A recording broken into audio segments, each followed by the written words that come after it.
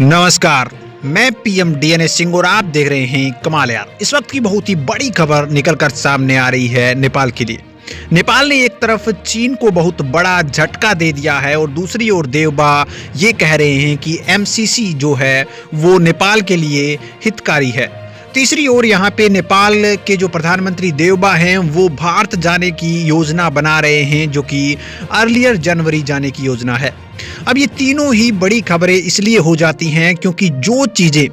नेपाल विरोध कर रहा था उसके हितकारी बताया जा रहा है। दूसरी ओर यहाँ पे चीन को फटकार लगाने की बात की जा रही है, चीन को बड़ा झटका देने की बात की जा रही है, और तीसरी ओर भारत के साथ एक अनूठा रिश्ता भी स्थापित करने की बात हो रही है। तो ये तीनों ही खबरें मिलकर एक बहुत बड़ा स्टैंड करती है और कहीं ना कहीं बहुत बड़ी मैटर भी करती हैं दोनों या तीनों देशों के लिए। तो वीडियो के अंत तक बने रहिए और अगर आप चैनल पर नए हो तो चैनल को सब्सक्राइब करके बेल आइकन दबा लीजिए ताकि आपको अगला अपडेट भी सबसे पहले मिल सके। चलिए वीडियो को शुरू करते हैं। दोस्तों, सबसे पहले हम बात कर लेते हैं कि चीन को किस हिसाब से हम कह सकते हैं कि झटका देने वाली है नेपाल की सरकार। तो मैं आपको बता दूं कि पिछले ही दिनों ने हमने देखा था कि जो एयरक्राफ्ट थे चीन के वो सारे के सारे जैक हो चुके थे। कुछ एक एयरक्राफ्ट यहाँ पे नेपाल ने तोड़ भी दिए थे और अब कुछ एक ऐसे भी एयरक्राफ्ट हैं या फिर जो यात्री जहाज है जो चीन से ली गई थी, मैंने आपको बताया था, वो जहाजें अब यूज में ही नहीं कर रहा है नेपाल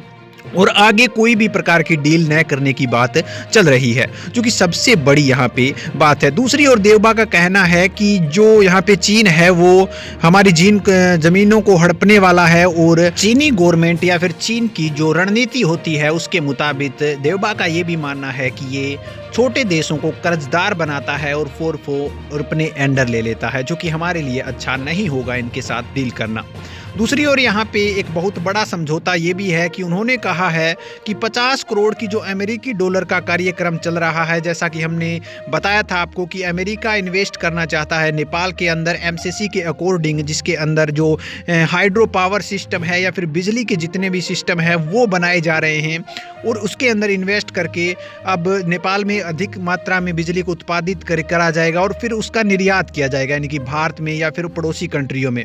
जिसको यहाँ पे देवबा ने सही बताया है। और उन्होंने कहा है कि जो अमेरिका 50 करोड़ की योजना लेके आया है वो हमारे विपक्ष में ना होकर हमारे हितकारी है, जिसे चल देना चाहिए। तीसरी ओर ये भी बड़ी खबर है बन जाती है दोस्तों कि जनवरी में जो यहाँ पे देवबा आने वाले हैं उसके अंदर कई ऐसे फैसले विकासात्मक लिए जा सकते हैं जिसमें नई योजनाएं आ सकती हैं भारत और नेपाल से कॉम्बिनेशन करे हुए। और तीसरी बड़ी बात है कि जो यहाँ पे विवाद चल रहा था वो भी, उस पर भी चर्चा की जा सकती है, बड़े पैमाने पर यही बताया जा रहा है। देवबा का ये भी कहना है कि भारत और नेपाल के साथ रिलेशन हमेशा से बढ़िया रहे हैं और आगे भी हम निभाने की कोशिश करेंगे और भारत भी उसी कोशिश में लगा हुआ है, जिसके कारण हम स्पष्ट रूप से कह सकते हैं कि दोनों देश दोबारा से एक होने की बात कर रहे हैं। और अगर जहां तक संभव हो सके वहां तक इस जमीनी मुद्दे को, टेरिटरी डिस्प्यूट को कह सकते हैं, बातों के जरिए सुलझाया जाएगा, जो कि एक सबसे बड़ी शांति की ओर